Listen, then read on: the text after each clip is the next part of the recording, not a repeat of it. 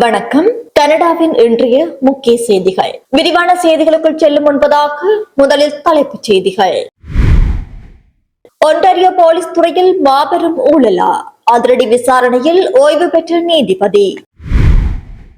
Toronto விமான நிலையத்தை கைப்பற்றும் டக்ஃபோர்ட். அதிரடி மசோதாவால் பரபரப்பு.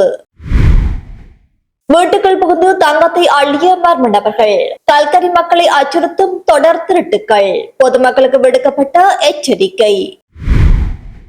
கனமழை காரணமாக பல்வேறு மாகாணங்களில் வெள்ள அபாய எச்சரிக்கை. சல்மோனெல்லா பீதி கனடாவில் முட்டைகளுக்கு தடை. உடனடியாக அப்புறப்படுத்துமாறு பொதுமக்களுக்கு அறிவிப்பு. முதல்வர் மற்றும் அமைச்சர்களின் பதிவுகள் இனி ரகசியம். ஒன்டாரியோ அரசின் புதிய சட்டம். நள்ளிரவில் நடந்த பயங்கரம். கோடிக்கணக்கான மதிப்புள்ள 5 கார்கள் எரிப்பு. சிசிடிவியில் சிக்கிய மர்ம நபர்கள். இனி தொடர்பான விரிவான செய்திகள். கனடாவில் அமெரிக்க மதுபானங்களின் விற்பனைக்கு விதிக்கப்பட்டுள்ள தடையானது எதிர்வரும் அமெரிக்கா, மெக்சிகோ, கனடா ஒப்பந்த பேச்சுவார்த்தைகளில் சுமூகமாக தீர்க்கப்படும் என பிரதமர் மார்க் கார்னி நம்பிக்கை தெரிவித்துள்ளார். எனினும் கனடாவின் பரந்த வர்த்தக கவலைகளுக்கு அமெரிக்கா உரிய மதிப்பளிக்க வேண்டும் என்பதையும் அவர் வலியுறுத்தியுள்ளார். ட்ரம்ப் நிர்வாகம் முன்கூட்டியே சில சலுகைகளை கோரி வருவதாக வெளியாகும் தகவல்களுக்கிடையே இரு நாடுகளுக்கும் இடையிலான வர்த்தக போர் தீவிரமடைந்துள்ளது. கார்னியின் மென்மையான அணுகுமுறைக்கு மாறாக அமெரிக்காவுடன் வலுவான வர்த்தக உறவுகளை பேண கடுமையான நிலைப்பாட்டை எடுக்க வேண்டும் என ஒன்டாரியோ மாகாண முதல்வர் டக்ஃபோர்ட் வலியுறுத்தப்பட்டுள்ளார். இந்த பேச்சுவார்த்தைகள் மதுபான இறக்குமதி முதல் டிஜிட்டல் இறையாண்மை வரை கனடாவின் வர்த்தக துறையில் பெரும் தாக்கத்தை ஏற்படுத்தும் என எதிர்பார்க்கப்படுகிறது. ஒன்டாரியோ மாகாண அரசாங்கம் டொரண்டோவில் அமைந்துள்ள வில்லி பிஷப் விமான நிலையத்தின் உரிமையை டொரண்டோ நகரத்திடமிருந்து நேரடியாக கையகப்படுத்துவதற்கான புதிய சட்ட மசோதாவை தாக்கல் செய்துள்ளது. மேலும் விமான நிலையத்தை விரிவாக்கம் செய்யும் நோக்கில் லிட்டில் நோர்வே பூங்காவின் ஒரு பகுதியையும் தன்வசப்படுத்த இந்த மசோதா வழிவகை செய்கிறது. குறிப்பாக இந்த விமான நிலையத்தில் புதிய ஜெட் விமான சேவைகளை தொடங்கவும் இந்த திட்டத்தின் முக்கிய நோக்கங்களில் ஒன்றாகும். டொரண்டோ நகரில் பெருகி வரும் நகர்ப்புற வளர்ச்சி மற்றும் பயணிகளை போக்குவரத்து நெரிசல்களை சமாளிக்க மாகாண அரசு முன்னர் அளித்திருந்த வாக்குறுதியை நிறைவேற்றும் விதமாக இந்த நடவடிக்கை அமைந்துள்ளது. இருப்பினும் இந்த உரிமை மாற்றத்துக்கான இழப்பீடு அல்லது இதற்கான காலக்கெடு குறித்த எந்த விரிவான தகவல்களும் உடனடியாக வெளியிடப்படவில்லை. வரவிருக்கும் நாட்களில் குயின்ஸ் பார்க் சட்டமன்றத்தில் இந்த மசோதா கடுமையான விவாதங்களை சந்திக்கும் என எதிர்பார்க்கப்படுகிறது.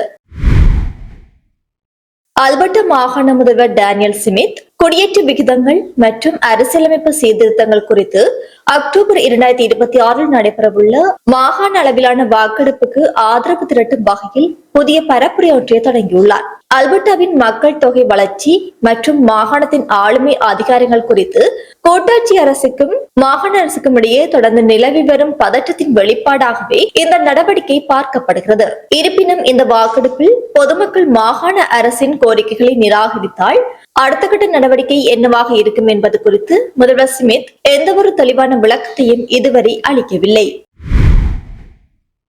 ஒன்டாரியோ மாகாணத்தில் முதல்வர் டக்ஃபோர்ட்டின் செல்போன் தரவுகளை பொதுமக்கள் பார்வைக்கு கொண்டு வருவதை தடுக்கும் வகையில் தகவல் அறியும் உரிமை சட்டத்தில் அவசர திருத்தங்களை உள்ளடக்கிய சர்ச்சைக்குரிய ஒட்டுமொத்த பட்ஜெட் மசோதா குயின்ஸ் பார்க்கில் இறுதிக்கட்ட வாசிப்பை முடித்து வெற்றிகரமாக நிறைவேற்றப்பட்டது. பட்ஜெட் மசோதாவின் ஒரு பகுதியாக இந்த FOA திருத்தங்களை சேர்த்ததன் மூலம், அதாவது தகவல் அறியும் உரிமை சட்டத்தில் திருத்தங்களை சேர்த்ததன் மூலம் அரசின் வெளிப்படைத்தன்மை கேள்விக்குறியாக்கப்பட்டுள்ளதாக எதிர்க்கட்சிகளும் சமூக ஆர்வலர்களும் கடுமையான விமர்சனங்களை முன்வைத்துள்ளனர். இந்த நடவடிக்கை ஜனநாயக நடைமுறைக்கு முரணானது என அவர்கள் குற்றம் சாட்டுகின்றனர்.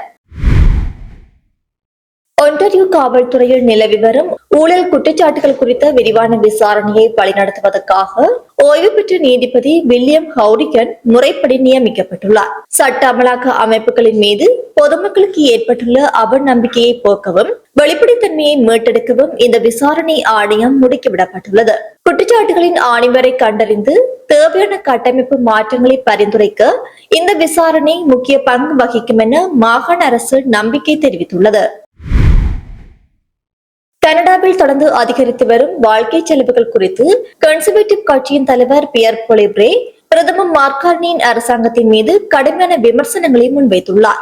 குறிப்பாக கட்டுக்கடங்காமல் செல்லும் வீட்டு வசதி கட்டணங்கள், மளிகை பொருட்களின் விலைவாசி ஏற்றம், மற்றும் எரிபொருள் செலவுகள் ஆகியவை சாமானிய மக்களின் கழுத்தை நெரிப்பதாக அவர் குற்றம் சாட்டினார். கூட்டாட்சி மற்றும் மாகாண அரசுகளுக்கிடையேயான அரசியல் மோதல்கள் தொடரும் நிலையில் மக்களின் அன்றாட பிரச்சனைகளுக்கு கார்னி அரசு எந்த ஒரு ஆக்கப்பூர்வமான தீர்வையும் வழங்கவில்லை என பொலிப்ரே தனது உரையில் குறிப்பிட்டுள்ளார்.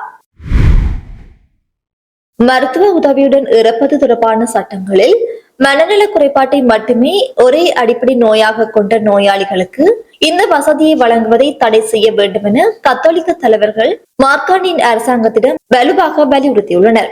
இது தொடர்பான நெறிமுறை மற்றும் தார்மீக கவலைகளை அவர்கள் சுட்டிக்காட்டியுள்ளனர். மனநல பிரச்சனைகளால் பாதிக்கப்பட்டவர்களுக்கு சிறந்த சிகிச்சையும் அரவணைப்பும் தேவையே தவிர கருணைகளை அல்ல என்பதை தங்களது அறிக்கையில் ஆணித்தரமாக தெரிவித்துள்ளனர். பிரிட்டிஷ் கொலம்பியாவில் அதிகரித்து வரும் மின்சார தேவைக்கும் விநியோகத்துக்கும் இடையிலான இடைவெளி அபாயகரமான அளவில் விரிவடைந்து வருகிறது. நிலைமை தீவிரமாக இருந்த போதிலும் இந்த மின்சார விநியோக பற்றாக்குறையை தீர்க்க ஆக்கப்பூர்வமான நடவடிக்கைகளை எடுக்காமல் பிரிட்டிஷ் கொலம்பியா ஹைட்ரோ நிறுவனம் காலதாமதம் செய்து வருவது குறித்து பல ஊடக அறிக்கைகள் மற்றும் கட்டுரைகள் எச்சரித்துள்ளன. அதிகரிக்கும் மாகாண கொள்கை அழுத்தங்களுக்கு மத்தியிலும் நிறுவனத்தின் இந்த தாமதம் எதிர்காலத்தில் மாகாணத்தில் கடும் மின்தடையை ஏற்படுத்தக்கூடும் என வல்லுநர்கள் அஞ்சுகின்றனர். வாங்குவது போல் நடித்து விலை உயர்ந்த பொருட்களை திருடும் சம்பவங்கள் அதிகரித்துள்ள நிலையில் வாங்குவரில் விலை உயர்ந்த போக்கிமான் கார்டுகளை விற்க வந்த நபர் மீது பியர் ஸ்ப்ரே அடித்து திருடிச் சென்ற 3 11 வயது சிறுவர்களை வாங்குவர் காவல்துறையினர் கைது செய்துள்ளனர். பேஸ்புக் மார்க்கெட் பிளேஸ் மூலமாக தொடர்பு கொண்டு பொருட்களை நேரடியாக பரிமாற்றம் செய்யும் போது இந்த தாக்குதல் மற்றும் திருட்டு சம்பவம் அரங்கேறியுள்ளது. கல்கரியில் பொதுமக்களை அச்சுறுத்தும் வகையில் ஆபத்தான முறையில் வாகனத்தை ஓட்டிய 11 வயது சிறுவன் ஒருவனுக்கு நீதிமன்றம் ஓராண்டு கால சிறை தண்டனை விதித்து தீர்ப்பளித்துள்ளது. இந்த வழக்கின் விசாரணையின் போது தனது குடும்ப பின்னணி மற்றும் பரம்பரை வரலாறை தன்னை ஒரு குற்றவாளியாக வாழ பணிப்பதாக அந்த சிறுவன் மனநல நிபுணர்களிடம் கூறிய மருத்துவ சான்றுகள் நீதிமன்றத்தில் சமர்ப்பிக்கப்பட்டுள்ளன. கல்கரியைச் சேர்ந்த நபர் ஒருவரின் வீட்டிலிருந்து சுமார் 21,000 மதிப்பிலான தங்கம் கொள்ளையடிக்கப்பட்டுள்ளது. இந்த கொள்ளை சம்பவத்தில் தனக்கு நெருக்கமானவர்கள் அல்லது தெரிந்தவர்கள் ஈடுபட்டிருக்கலாம் என பாதிக்கப்பட்ட நபர் காவல்துறையில் புகார் அளித்துள்ளார். சமீப காலமாக தங்கம் போன்ற விலை மதிப்பீட்டு உலோகங்களின் விலைகள் சந்தையில் கடுமையாக உயர்ந்து வருவதே நகர் முழுவதும் இதுபோன்ற தொடர் திருட்டு சம்பவங்களுக்கு முக்கிய காரணமாக அமைந்துள்ளதாக காவல்துறையினர் கருதுகின்றனர். ஓட்டோவாவில் யூத சமூகத்தினரை குறிவைத்து மாபெரும் கொலை தாக்குதலை அரங்கேற்ற திட்டமிட்டதாக கூறப்படும் வழக்கில் குற்றம் சாட்டப்பட்டுள்ள 2வது சிறுவன் மீதான நீதிமன்ற விசாரணை தற்போது தொடங்கியுள்ளது. நாசகார சதி திட்டம் குறித்து பல அதிர்ச்சியூட்டும் புதிய தகவல்கள் நீதிமன்ற விசாரணையின் போது வெளிவந்த வண்ணம் உள்ளன. இருப்பினும் இந்த விவகாரம் தொடர்பான குற்றச்சாட்டுகள் இன்னும் முழுமையாக நீதிமன்றத்தில் நிரூபிக்கப்படவில்லை என்பதும் தெரிவிக்கப்பட்டுள்ளது. டொரண்டோ நோர்த்யோக்கில் உள்ள பெல்லட் அவனியில் உள்ள வீடொன்றில் ஏற்பட்ட பயங்கர தீ விபத்தில் சிக்கி படுகாயமடைந்த 70 வயது மதிக்கத்தக்க முதியவர் ஒருவர் தீயணைப்பு வீரர்களால் மீட்கப்பட்டு மருத்துவமனையில் அனுமதிக்கப்பட்டிருந்த நிலையில் சிகிச்சை பலனின்றி உயிரிழந்துள்ளார். இந்த தீ விபத்தில் எந்தவிதமான சந்தேகத்துக்குரிய பின்னணியும் இல்லை என முதற்கட்ட விசாரணையில் தெரிய வந்துள்ளது. தொடர்ந்து பெய்து வரும் அதீத கனமழையின் காரணமாகவும் நீர்நிலைகளில் நீர்மட்டம் அபாயகரமான அளவை எட்டியுள்ளதாலும் பல்வேறு மாகாணங்களுக்கு தேசிய சுற்றுச்சூழல் அமைப்புகள் வெள்ள அபாய எச்சரிக்கையை விடுத்துள்ளன. குறிப்பாக அல்பர்டாவின் பீஸ் ரிவர், மணிட்டோபாவின் இன்டர்லேக் மற்றும் மான்ட்ரியலின் சில பகுதிகளில் வசிக்கும் மக்கள் பாதுகாப்பான இடங்களுக்கு செல்ல தயாராக இருக்குமாறு அறிவுறுத்தப்பட்டுள்ளனர். அவசர கால மீட்பு குழுவினர் தயார் நிலையில் வைக்கப்பட்டுள்ளனர். ஒன்டாரியோ மற்றும் கியூபெக் மாகாணங்களில் விற்பனை செய்யப்பட்ட குறிப்பிட்ட முட்டை தயாரிப்புகளில் சல்மனெல்லா பாக்டீரியா தொற்று இருப்பதற்கான சாத்தியக்கூறுகள் கண்டறியப்பட்டுள்ளதால் கனடாவின் சுகாதாரத்துறை அவற்றை திரும்பப் பெறும் உத்தரவை பிறப்பித்துள்ளது. பொதுமக்கள் தங்கியிருக்கும் முட்டை தயாரிப்புகளின் தொகுதி எண்களை சரிபார்த்து பாதிக்கப்பட்ட பொருட்களை உடனடியாக அப்புறப்படுத்துமாறு சுகாதாரத்துறை கடுமையாக அறிவுறுத்தியுள்ளது. உலகளாவிய ரீதியில் நேட்டோ அமைப்புக்கும் ரஷ்யாவுக்கும் இடையிலான பதற்றங்கள் தொடர்ந்து அதிகரித்து வரும் நிலையில் கனடாவின் பாதுகாப்பு படைகளின் தலைமை தளபதி உக்ரைன் அதிகாரிகளை நேரில் சந்தித்து முக்கிய பேச்சுவார்த்தை நடத்தியுள்ளார். இந்த சந்திப்பின் போது நாம் அனைவரும் இணைந்து இந்த நெருக்கடியான சூழ்நிலையை வெற்றிகரமாக கடந்து செல்வோம் என்று உக்ரைனுக்கு அவர் வலுவான ஆதரவை உறுதிப்படுத்தினார். உக்ரைனுக்கான கனடாவின் தொடர்ச்சியான ராணுவ ஆதரவு மற்றும் உதவிகள் குறித்து அவர் வலியுறுத்தினார். எனினும் புதிய ராணுவ உதவிகளுக்கான துல்லியமான தேதிகள் அல்லது ஒதுக்கப்படவுள்ள டாலர் மதிப்புகள் குறித்தான எந்தவித விரிவான தகவல்களும் ஆரம்பகட்ட அறிக்கையில் இடம்பெறவில்லை. இந்த உயர்மட்ட பயணம் சர்வதேச பாதுகாப்பு கூட்டாண்மைகளில் கனடாவின் உறுதியான அர்ப்பணிப்பை மிக தெளிவாக எடுத்துக்காட்டுகிறது. மேலும் இது கனடாவின் வெளியுறவு கொள்கை மற்றும் ராணுவ வளங்களின் எதிர்கால திட்டமிடலில் நேரடி தாக்கத்தை ஏற்படுத்தும் என அரசியல் நோக்கர்கள் கருதுகின்றனர். கனடாவில் உள்ள சிறுவர்கள் மற்றும் 11 வயதினரை குறிவைத்து செயல்படும் ஆபத்தான ஆன்லைன் தீவிரவாத வலைப்பின்னல் குறித்து இணைய பாதுகாப்பு நிபுணர்கள் கடும் எச்சரிக்கை விடுத்துள்ளனர். இந்த வலைப்பின்னலை சேர்ந்தவர்களை கொடிய அரக்கர்கள் என்று வர்ணித்துள்ள நிபுணர்கள், இவர்கள் மிகவும் தந்திரமான மூளைச்சலவை உத்திகளை பயன்படுத்தி குழந்தைகளை தங்களுக்கு தாங்களே தீங்கி விளைவித்துக் கொள்ளவும், பாலியல் சுரண்டலுக்கு ஆளாகவும் மற்றும் வன்முறை செயல்களில் ஈடுபடவும் கட்டாயப்படுத்துவதாக தெரிவித்துள்ளனர். இது தொடர்பான தீவிர விசாரணைகள் நாடு முழுவதும் முடக்கிவிடப்பட்டுள்ளன. எனினும் இதுவரை எந்த ஒரு குறிப்பிட்ட நபர்களின் பெயர்களோ அல்லது கைது நடவடிக்கைகளோ அதிகாரப்பூர்வமாக அறிவிக்கப்படவில்லை. முன்வைக்கப்பட்டுள்ள அனைத்து குற்றச்சாட்டுகளும் தற்போதைக்கு வரும் புகார்களை தவிர நீதிமன்றத்தில் இன்னும் நிரூபிக்கப்படவில்லை என்பதும் குறிப்பிடத்தக்கது. மணிட்டோபாவில் உள்ள ஒரு கிராமப்புற பள்ளிக்கு துப்பாக்கி மற்றும் பல கத்திகளுடன் வந்த ஒரு 11 வயது மாணவனை ராயல் கனேடியன் மவுண்டட் போலீஸ் அதிரடியாக கைது செய்துள்ளனர். பள்ளி வளாகத்தில் ஏற்படவிருந்த மாபெரும் அசம்பாவிதம் இதன் மூலம் தவிர்க்கப்பட்டுள்ளது. கைது செய்யப்பட்ட சிறுவன் தற்போது காவல்துறையின் பாதுகாப்பு காவலில் தீவிர விசாரணையில் வைக்கப்பட்டுள்ளார். வான் பகுதியில் அமைந்துள்ள ஒரு டெஸ்லா கார் டீலர்ஷிப்புக்குள் நள்ளிரவில் நுழைந்த மர்ம நபர் ஒருவர் அங்கிருந்த விலை உயர்ந்த 5 வாகனங்களுக்கு தீ வைத்துவிட்டு தப்பிச் சென்றுள்ளார். இது குறித்து யோர்க் பிராந்திய காவல்துறையினர் தீவிர விசாரணை மேற்கொண்டு வருகின்றனர். இந்த அதிர்ச்சியளிக்கும் சம்பவம் அங்கிருந்த சிசிடிவி கேமராக்களில் தெளிவாக பதிவாகியுள்ளது. நல்ல வாய்ப்பாக இதில் யாருக்கும் எந்தவித காயங்களும் ஏற்படவில்லை. குற்றச்சாட்டுகள் நீதிமன்றத்தில் இன்னும் நிரூபிக்கப்படவில்லை. பிரிட்டிஷ் கொலம்பியாவில் ஓட்டிசத்தால் பாதிக்கப்பட்டவர்களுக்கு உதவுவதற்காக செயல்படும் ஓட்டிசம் ஒகானகன் அமைப்புக்கு சமீபத்தில் மாபெரும் நன்கொடையாக வழங்கப்பட்ட ஒரு வீடு சமூக விரோதிகளால் கொள்ளையடிக்கப்பட்டுள்ளது.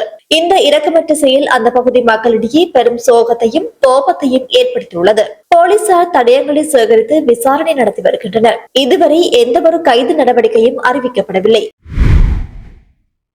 கோல்டன் ஜோன் கார்ப்பரேஷன் என்ற பெயரில் போலியான கவர்ச்சிகரமான திட்டங்களை அறிவித்து பொதுமக்களை ஏமாற்றியதாக கூறப்படும் ஒரு மாபெரும் முதலீட்டு மோசடி சதி தொடர்பாக ஓக்வில் பகுதியைச் சேர்ந்த 2 குடியிருப்பாளர்கள் மீது காவல்துறையினர் பல குற்றவியல் வழக்குகளை பதிவு செய்துள்ளனர். இது தொடர்பான வங்கி பரிவர்த்தனைகள் முடக்கப்பட்டுள்ளன. இந்த வழக்கில் கூறப்பட்டுள்ள குற்றச்சாட்டுகள் இன்னும் நீதிமன்றத்தில் நிரூபிக்கப்படவில்லை. பிரிட்டிஷ் கொலம்பியா மாகாணத்தில் தற்போது நிலவும் வறண்ட வானிலை காரணமாக மாகாணம் முழுவதும் மொத்தம் 15 இடங்களில் காட்டுத்தீ பரவி எரிந்து வருவதாக பிரிட்டிஷ் கொலம்பியா காட்டுத்தீ சேவை மையம் கவலையுடன் தெரிவித்துள்ளது. இதில் குறிப்பாக 2 காட்டுத்தீக்கள் தீயணைப்பு வீரர்களின் கட்டுப்பாட்டை மீறி மிக வேகமாக பரவி வருவதால் அந்த பகுதியில் வசிக்கும் மக்களுக்கு எச்சரிக்கை விடுக்கப்பட்டுள்ளதுடன் தீயை அணைக்க ஹெலிகாப்டர்கள் மற்றும் கூடுதல் தீயணைப்பு படையினர் வரவழைக்கப்பட்டுள்ளனர். இத்துடன் இன்றைய நாளுக்கான செய்திகள் முடிவடைகின்றன.